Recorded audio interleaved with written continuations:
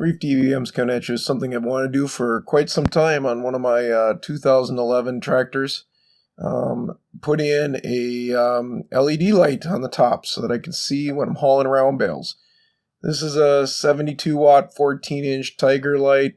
Comes with a little plug and play, basically a red and a black wire at the end of the cord. A couple little mounting brackets with some rubber feet.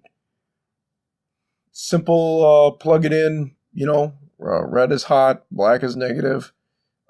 Nice, what appears to be aluminum housed plexiglass screen, double row spot and combination floodlight made by Tiger Light. These appear to be very, very well made. I've seen nothing but decent reviews. So I took the 2011 7420 that we have. I use this tractor a lot for double hauling bales, one on the butt, one on the front. And I've just never had any luck really being able to see very well once I get a bale up in my vision spot.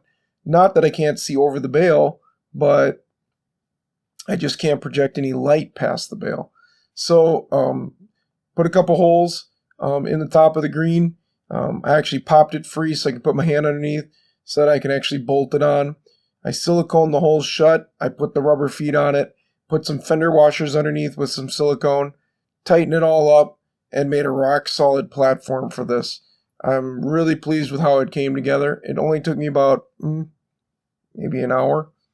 Cleaned up some silicone around the edges, tightened everything down, and then basically just kind of wired it up. There's different ways I could have wired this. I could have wired this to a switch inside that I would have had to buy additionally and had it on a rocker switch. I chose not to. The thing's only like 72 watts. It hardly draws anything. So I decided to go right into my headlights for my field lights that are ready at the top that I use for the right and left side of the tractor. That way when I trip those on the switch, on will come the LED light. Just seemed like the most logical approach for me. So that's basically what I did. This particular LED light I think is probably about $150. You can buy this thing directly from the manufacturer, Tiger Lights. They ship it out to you in a couple days.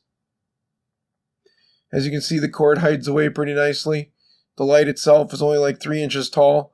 It's not even taller than the bubbler. So it's really compact. You can see the regular traditional lights there on the right and the left. They're nothing compared to this thing for power. 72 watts of this with both the spot and the floodlight even beats the high beams on the tractor when it's in normal position. So here's what happens at night typically when I'm driving. I got a bale in front of this bale spear, and it blocks the headlights like right there. And you really can't see any further ahead. You can turn on the field lights, but they don't reach much more than 10 feet above the tractor. But as you can see, you turn on this sucker on top, and you can reach out about probably 60, 65 feet quite easily. Plus, let alone is it one single row of spotlights, it's also a second row of flood, which really widens out your area. And it's a very intense white light.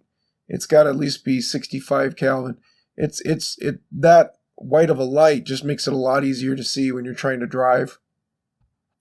I bought this light thinking, you know what? Let's see if we can get this thing to shine in front of the bale and make it a little easier to buck bales at night. Minnesota Equipment helped me get kind of the ball rolling with Tiger Light and get it sent to me. And I'm appreciative for them because I tell you, this sucker really does work well. So here it is.